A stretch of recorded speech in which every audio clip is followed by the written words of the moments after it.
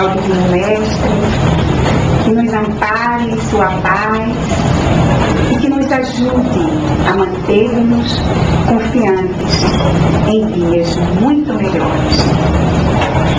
E hoje nós vamos falar de família, de convivência familiar. Viver em família é um grande desafio, mas também um importante aprendizado. É através do ninho doméstico que cada filho de Deus, matriculado no educandário do renascimento, vai se preparando para aprender a conviver, conhecer e respeitar a humanidade. A família não é só um grupamento doméstico, mas é a reunião de espíritos reencarnados com um programa de evolução espiritual estabelecido. Pelas leis da vida que nos impõem condições, nem sempre convivemos com a família que gostaríamos. Ou seja, nem sempre convivemos com a família composta de pessoas afáveis, generosas. Mas nós renascemos para conviver, sim, com espíritos ou ao lado de espíritos que se necessitam uns aos outros. O convívio diário nos dá a oportunidade de linear as arestas que porventura tenhamos com pessoas de nossa família, é claro, para tentar aparar, digamos assim, ou melhorar as relações, tentando eliminar as diferenças, as desafeições. Daí se dizer que o lar é uma verdadeira escola, onde todos nós temos ali a chance de evoluir espiritualmente. Se Deus, o nosso Pai, de tanta bondade, criou essa necessidade de vivermos assim em família, é porque ela tem uma finalidade muito importante para o progresso dos espíritos. Deus, que é a inteligência suprema, nós temos sempre aprendido isso, sabe perfeitamente em que o estágio em que nós nos encontramos, não podemos ainda amar a todos como a nós mesmos. É por essa razão que Ele nos distribuiu em lares, nessas escolas que nós chamamos lares, para que possamos amar o próximo mais próximo. E assim, nessas muitas existências que temos, nós vamos aprendendo a amar com o amor de mãe para filho, de filho para pai, de esposo para esposa, de irmão para irmão, de neto para avô, de tio para sobrinho, e assim por diante. Quando amamos verdadeiramente um filho, nosso coração se internece pelos filhos alheios. Quando desenvolvemos profundo carinho pelos nossos avós, pelos nossos pais. Vamos sentir também carinho por toda pessoa de idade mais avançada que cruzar o nosso caminho. Porque assim nós vamos lembrar sempre dos nossos queridos velhos. É dessa maneira que os laços de afeto vão se formando, pouco a pouco, para que um dia possa se estender por toda a humanidade. Com a lei da reencarnação, ou das muitas existências no corpo, nós vamos solidificando esses laços de afeto com o maior número de espíritos que nascem sobre o mesmo teto que nós. Assim, a nossa família espiritual vai se ampliando. E os laços do bem-querer vão cada vez mais se solidificando a cada possibilidade de convívio. Nós podemos constatar essa realidade com o amor que muitas vezes nutrimos por um amigo. Quantas vezes não dissemos, mas eu tenho muito mais afinidade com meu amigo do que com meu próprio irmão. Mas eu tenho assim um bem-querer do meu amigo, não sei porquê, não tenho esse mesmo bem-querer por meu pai, por meu primo, com quem eu convivo muito. Mas é justamente por isso, porque com certeza esse amigo em vidas passadas pode ter sido o nosso irmão, um pai, um primo, um sobrinho, um tio querido.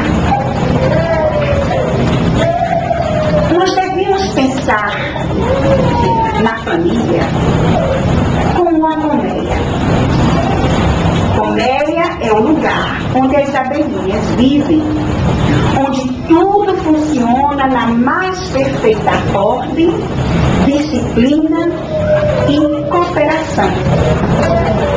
E ainda mais, ali na colmeia há uma preocupação grande com o todo, ou seja, com toda a colmeia, para que tudo corra bem, como deve ocorrer. A nossa família deveria ser como uma colmeia racional, onde cada um tem uma tarefa a cumprir, visando o crescimento do todo, visando o crescimento daquela coletividade que vive num lugar especial, o qual chamamos lar. No grupo doméstico, todos são importantes.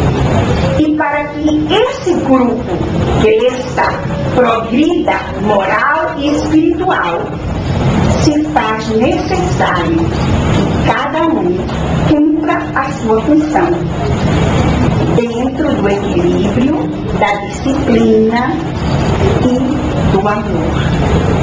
O amor que não é outra coisa que não doação. É assim que as abelhinhas vivem. Elas se doam todo o tempo. Se entregam na realidade àquele pequeno grupo em qual vivem.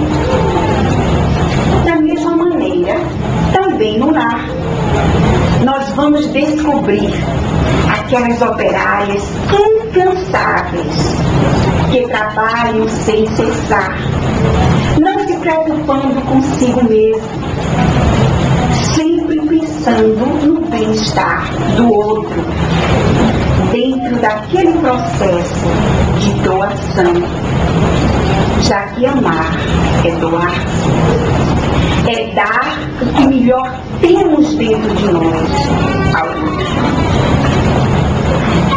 É na família que aprendemos a transformar o fel das dificuldades, das incompreensões, das amarguras no mel, das atenções, do entendimento. É no lar que devemos exercitar a cooperação, a ajuda mútua, que devemos nos unir para superar as dificuldades, os problemas, que sabemos são muitos. Para que a família progrida com o todo, cada um deve fazer a sua parte. Cada um deve realizar a sua tarefa e fazer isso com alegria. Por isso que é importante que desde cedo nós ensinemos as nossas crianças a realizar, nem que seja uma pequena tarefinha dentro do lar, para que eles aprendam o sentimento de cooperação. Se na colmeia familiar reinar o amor, se consegue com certeza elementos para uma atuação segura, verdadeiramente cristã, junto à grande família, a grande colmeia do mundo, essa composta pela família universal.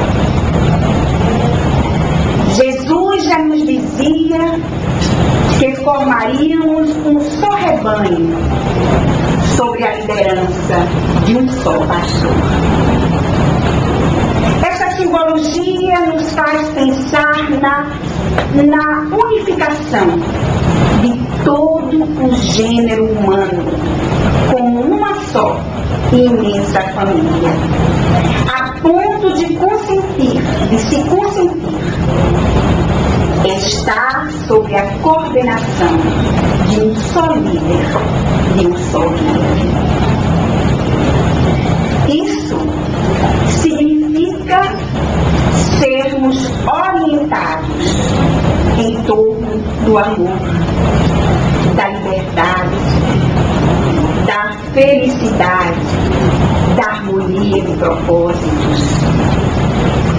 Mas para que possamos vivenciar tudo isso, nós temos que praticar primeiro em pequenos grupos.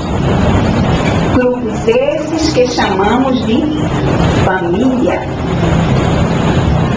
E esses grupos são verdadeiros laboratórios.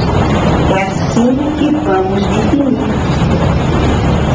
Os laboratórios familiares, porque é ali que aprendemos a conviver com espíritos de diferentes inclinações, gostos e posturas. Através da lei dos renascimentos, o espírito entra no bojo de diversos povos, sociedades e culturas do mundo, experimentando assim no corpo e no seu psiquismo as suas influências. Com certeza, em vidas passadas, nós tivemos oportunidades de reencarnar na Europa, na Ásia, no continente africano e em outras culturas.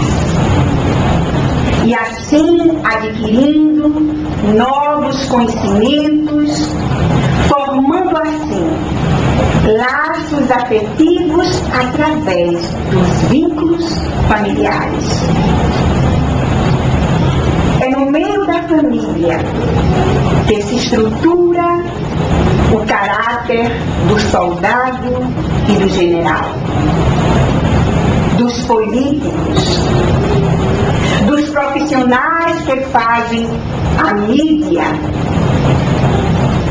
do futuro presidente de um país, do religioso hipócrita e do religioso fiel, que sem preguiça procura ajustar-se às lições, os ensinos do nosso Criador.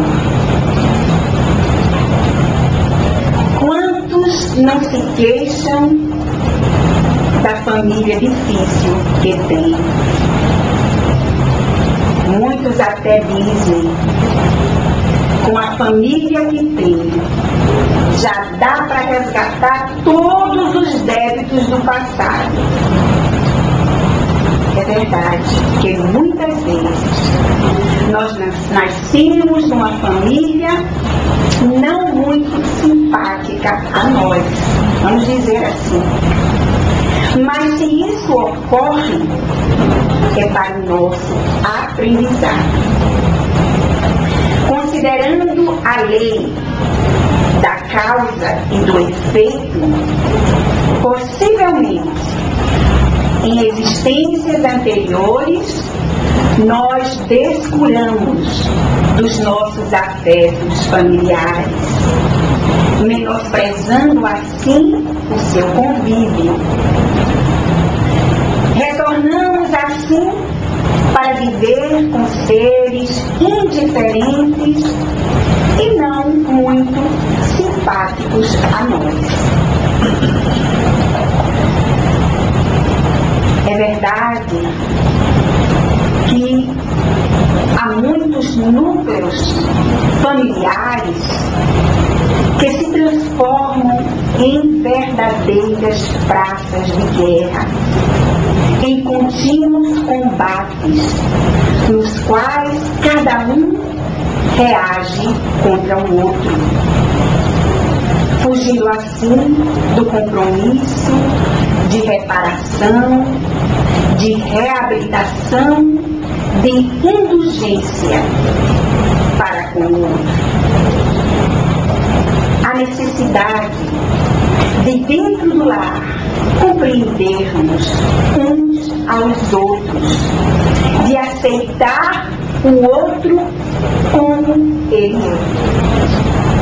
São os companheiros do lar que nos vão ajudar a pôr em prática a tolerância, a paciência, o perdão, o amor fraternal. Por conseguinte, quanto mais obstáculos consigamos superar, vencer no nosso lar, mais conquistas para o nosso espírito imortal. Quando nos empenhamos a triunfar ante os desafios grandes, quase insuportáveis muitas vezes, nós nos elevamos. Nós conseguimos desenvolver o Deus interno que todos nós possuímos. Nos diz Joana de Ângeles, a mentora espiritual do nosso confrade Divaldo Franco, que não existe ninguém tão mau, tão perverso, que seja impermeável ao amor, ao gesto de gratidão, ao gesto de bondade. Para nossa própria edificação, é importante que essa família que hoje temos, a qual estamos ligados pelos laços corporais, se transforme em uma família ligada pelos laços espirituais.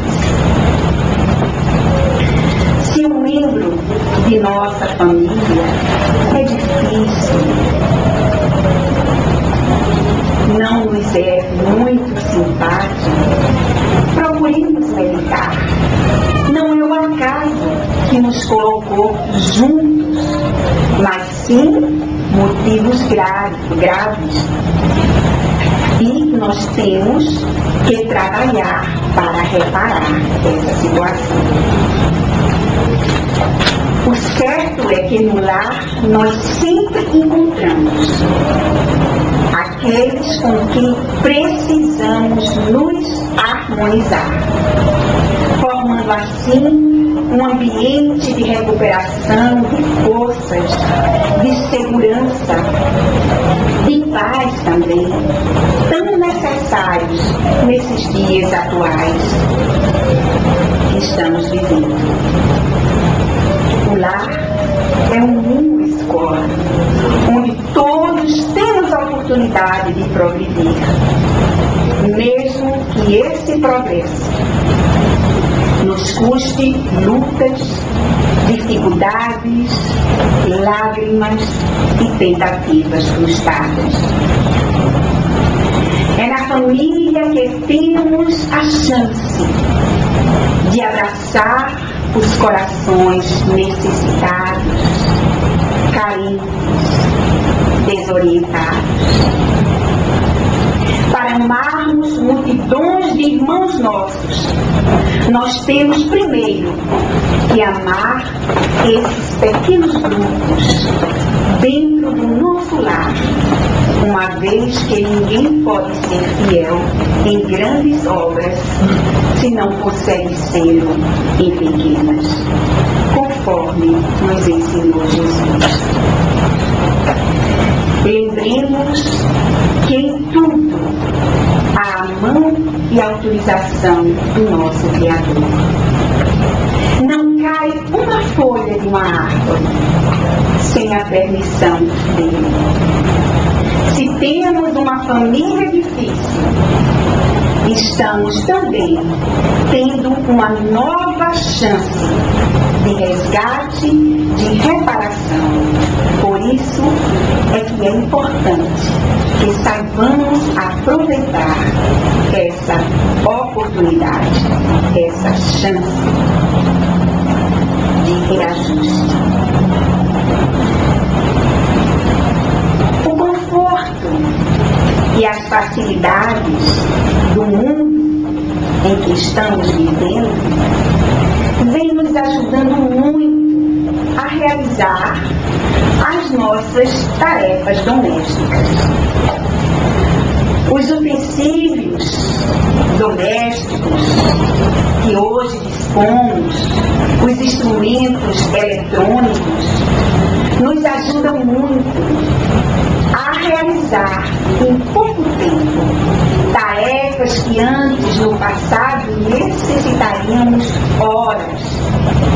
Imaginemos assim há uns 40, 50 anos atrás. Ir para a cozinha preparar um almoço ou mesmo um jantar. No mínimo 2 horas. Hoje, em 20 minutos a gente prepara um almoço, prepara um jantar. Claro, não uma coisa muito elaborada. Isso tudo graças à modernidade. Dessa maneira, vejam bem, nos sobra tempo para conviver mais com os nossos queridos, com a nossa família. Sobra mais tempo para convivermos mais com aqueles que nos servem. Mas, infelizmente, parece que está acontecendo exatamente ao contrário. Nós não estamos sabendo aproveitar as facilidades desse novo tempo. E o que é que ocorre? A sociedade de hoje se queixa de solidão, de ansiedade, de medo, de depressão. As estatísticas mostram um número assustador de transtornos na área do comportamento afetivo. O ser humano que hoje vive com mais conforto, dispondo de tantos recursos para mais rápido desenvolver as suas tarefas diárias, refugia-se na solidão e mantém como comunicação com as pessoas por intermédio dos recursos virtuais, evitando assim aquele contato corporal que é tão saudável, esse contato corporal que enriquece os nossos sentimentos.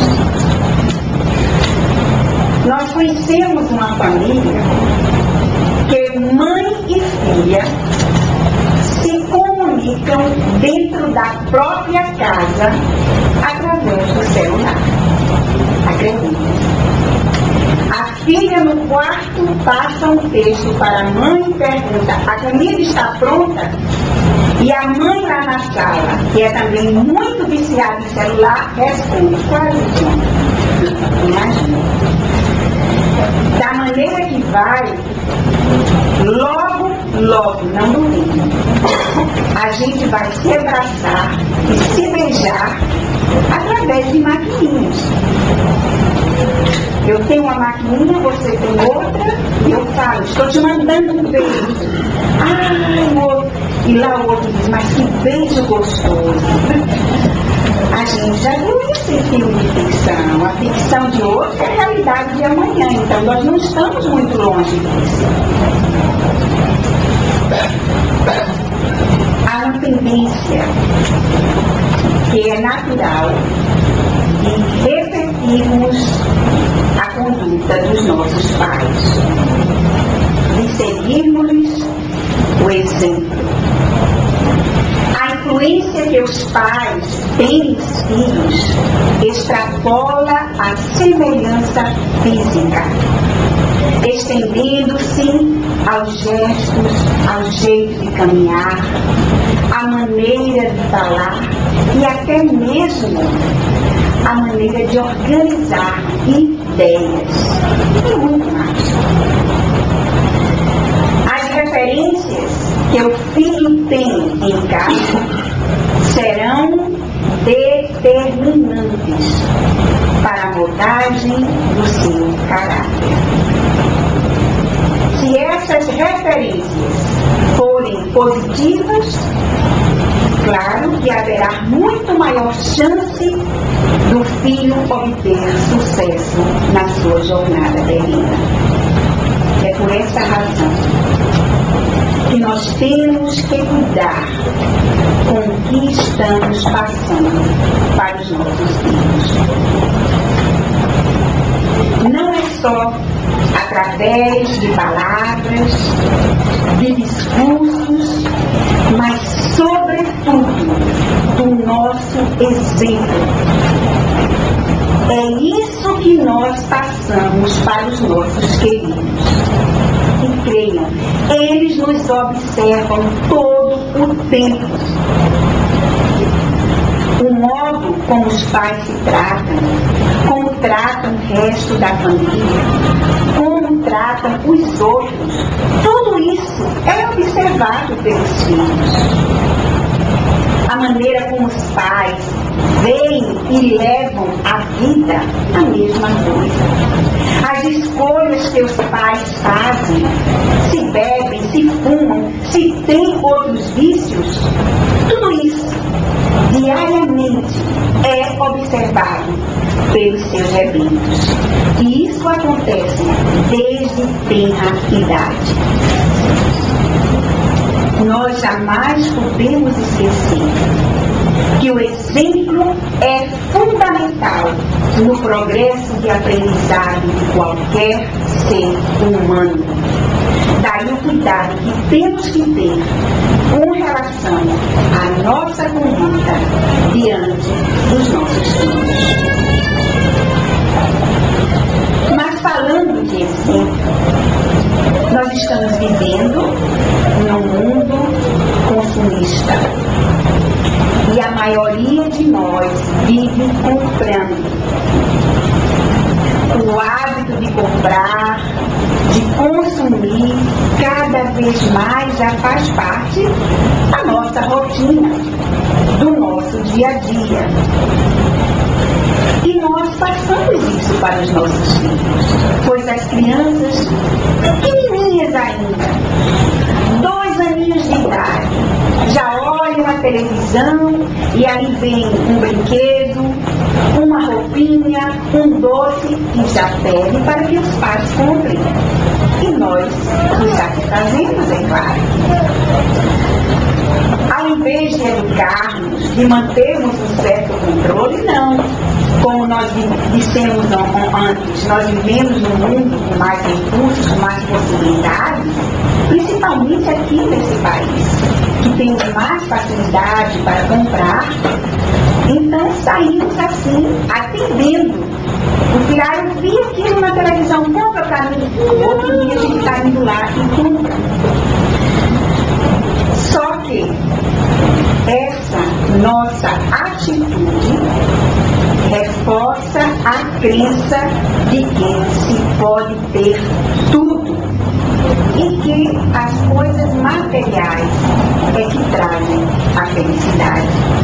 Daí o cuidado que temos que ter. Muitos pais agem dessa maneira pensando que comprando assim tudo para o filho está compensando o tempo que eles passam fora de casa. O tempo que eles não podem dar para aqueles filhos. Então saem enchendo o filho de coisas e rapidamente, vejam bem, muito rapidamente, as crianças aprendem a negociar, tornando-se cada vez mais exigentes. Eu faço isso se você comprar aquilo. Compre isso para mim, que aí eu vou ser boazinha. Eu não faço porque você também não comprou aquilo que eu te pedi. Na adolescência, são os aparelhos eletrônicos, computadores, celulares, enfim, esses recursos do mundo de hoje. E eles são logo substituídos por um mais novo. Sai um modelo novo e já existe, esse meu já não dá mais, está totalmente defasado, preciso do outro.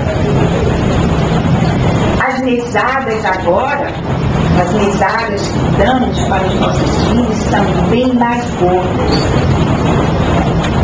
E o que acontece? Tendo muito dinheiro no bolso, às vezes aparecem em casa, vão para a night, onde muitas vezes o álcool, a droga cristã rola mesmo. Mal completam 18 anos e o pai já lhes dá um carro. Aqueles que têm mais condições dão até um apartamento. E nós perguntamos, o que é que nós estamos ensinando aos nossos filhos? Que exemplo estamos dando a eles? Nós passamos tanto tempo longe deles, e mesmo dentro de casa,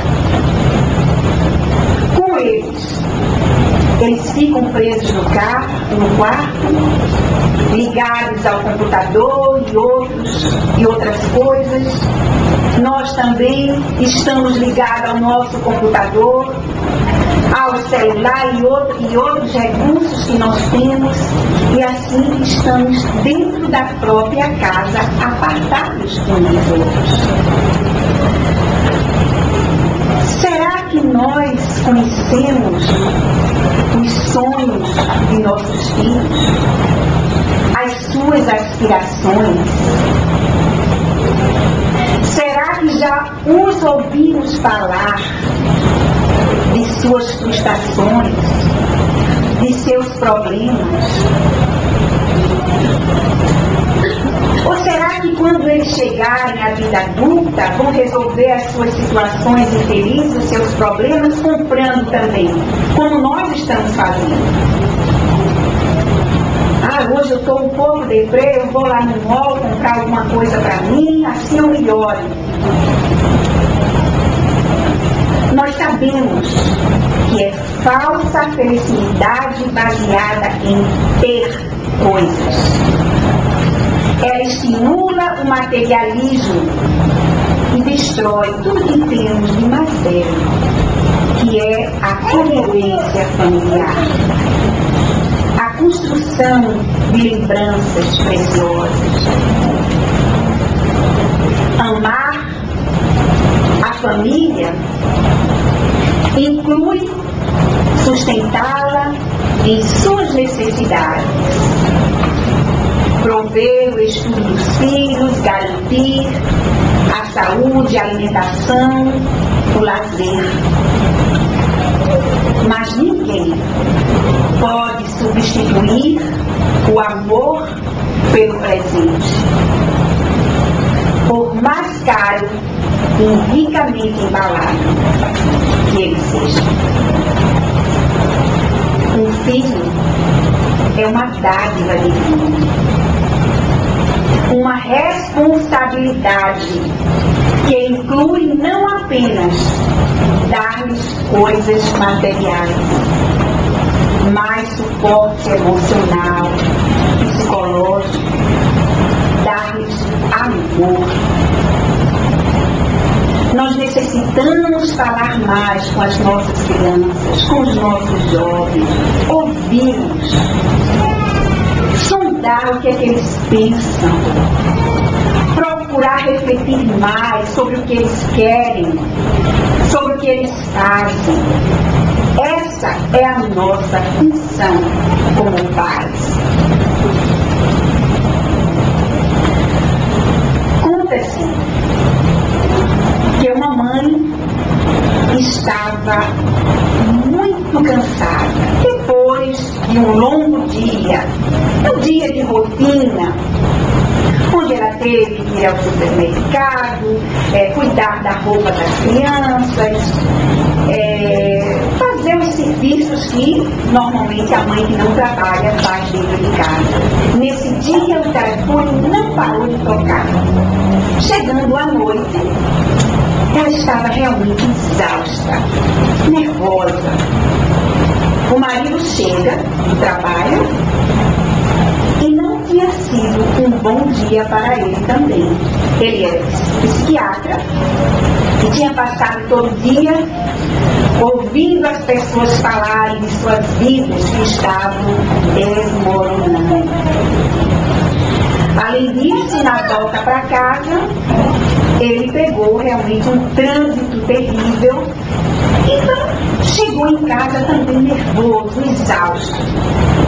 Nas primeiras horas da noite, os dois conseguiram se controlar para não brigarem, mas depois disso, por uma simples coisinha, começou uma discussão. Eles estavam no quarto. E a discussão assim foi aumentando, até que eles passaram a se agredir e já gritavam dentro do quarto. E, de repente, eles ouviram um barulho na porta do quarto. Pararam nesse momento, se voltaram para a porta e viram uma pequena mãozinha colocar alguma coisa na porta com o dedo. Nesse momento, a mãe foi até a porta para ver o que era. E encontraram ali um coração pintadinho de vermelho e com os dizeres: eu amo papai e mamãe. Aquela mãozinha era de Anthony, um menino de 8 anos de idade. Depois disso, a mãe, é claro, caiu no chão. O pai realmente ficou atordoado, porque ele não esperava aquilo. Mas o bom é que, depois daquele coraçãozinho ali, acabou a discussão. Eles realmente se entenderam e resolveram deixar o coraçãozinho pregado na porta para, quem sabe, no futuro, se houvesse necessidade. Nós vemos assim que os adultos, para trazer a paz, falam, dizem trazem justificativas, muitas vezes até brigam para conseguir a paz. E a criança não. Faz isso com um simples gesto. Por essa razão que Jesus, ao se referir às crianças, ensinou que o reino dos céus é daqueles que se assemelham a eles. Nós temos uma outra história de um homem muito inteligente e bom caráter, mas que se dizia ateu. Ele não acreditava e não reconhecia a criação divina. Era um homem que trabalhava muito, tinha na época um filhinho de 10 anos de idade e não tinha muito tempo assim para a família por conta do trabalho. Ele se dedicava muito ao trabalho. Até que o filho com 10 anos de idade nasce uma filha. E essa filha foi, na realidade, o carinho, digamos assim, para esse homem. Ele tinha uma afinidade com ela desde o momento do berço que ela nasceu, e à medida que ela foi crescendo, essa finalidade foi crescendo também. Quando ela já tinha mais ou menos 6, 7 anos de idade, ela estava sempre perguntando ao pai: pai, quem foi que fez o sol? Como é que se alimentam os passarinhos? Por que é, pai, que meu corpo é tão perfeito? O seu também. E eles estavam assim sempre conversando, né, sobre isso, mas ele sempre respondia para ela: quando você crescer, você vai compreender tudo isso. E ele procurou, depois que a filha nasceu, e à medida que ele foi crescendo, ele foi conseguindo mais tempo para estar com a família, realizando viagens, passeios nos parques. Então ele estava assim, digamos, mais dedicado à sua família. Até quando a criança completou, a filha completou 7 anos de idade, ela adoeceu gravemente. Os médicos fizeram tudo para salvá-la, mas não conseguiram. Poucos meses depois do início da doença, ela faleceu. O pai, é claro, ficou com o coração carregado de dor e de saudade.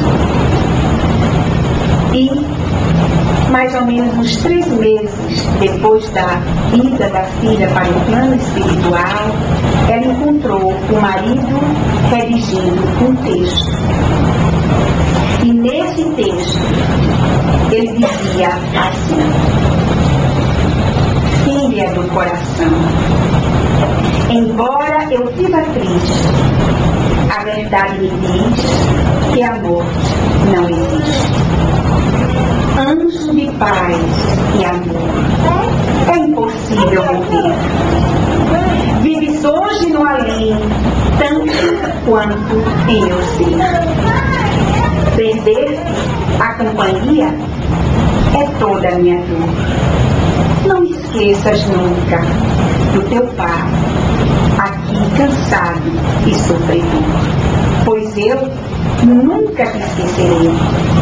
A saudade de ti trouxe-me a luz de Deus. Analisando essa história à luz do Espiritismo, nós vemos que a menina renasceu com a missão de encaminhar o seu pai a Deus.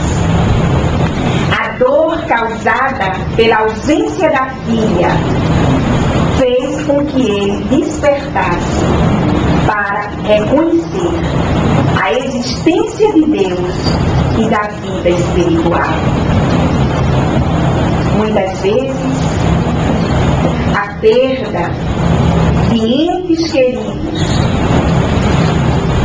pode ser uma lição necessária ao nosso crescimento espiritual. Nossos filhos são talentos que Deus nos confia para que possamos ajudá-los a crescer, a amadurecer espiritualmente.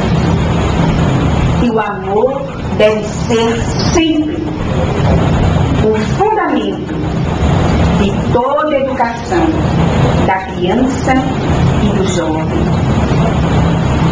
Nós podemos apontar aos nossos filhos o abismo à frente, mas a eles compete contornar os obstáculos.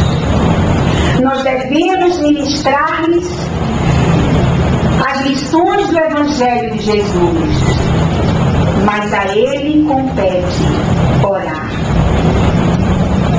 Mostremos-lhes a vida, mas deixemos-lhes viver. Mandemos eles à escola, mas sejamos dentro do lar seus mestres. Nossos filhos são a esperança desse mundo melhor que se avizinha. Portanto, não os asfixiemos com o nosso egoísmo, com os nossos anseios. Lembremos que viemos à Terra sem eles e vamos voltar ao plano espiritual sem eles também. Um filho é um empréstimo sagrado que o Criador nos concede para que possamos burilá-lo como cisel no amor. Não importa o sacrifício, o esforço que tenhamos que empreender, mas devemos devolver a Deus essas joias que são nossos filhos com mais brilho na alma. Essa é a nossa função, a função dos pais. O uso da oração no lar é um precioso auxílio. Orando, a família se ergue e junto com ela se ergue também a humanidade que atualmente cambaleia.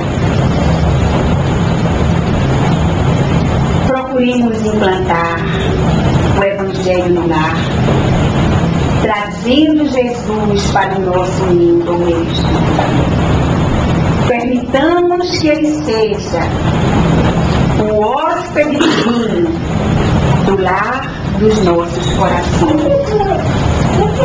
Sigamos fiéis em nossos postos, amando e compreendendo aqueles que nos cercam. Procuremos abençoar com paciência, com perdão, o filho ingrato. Compreendamos com ternura o pai atormentado, que não compreende as nossas aspirações. Respeitemos o irmão que nos ignora, que não nos compreende. Desculpemos a esposa irresponsável, leviana, sendo pacientes, compreensíveis. Sejamos indulgentes para com aquele marido difícil, arredio, perseverando ao seu lado na prática da tolerância. O lar, estruturado no amor e no respeito, é a mola que proporciona o progresso geral e a felicidade de cada um. Comecemos a ver os seres que fazem parte do nosso grupo familiar com outros olhos, com os olhos de quem entende e atende à recomendação do Cristo. Ama ao teu próximo como a ti mesmo. E a família é o nosso próximo. Mas nós Muito obrigada e que Deus nos abençoe. Muita paz.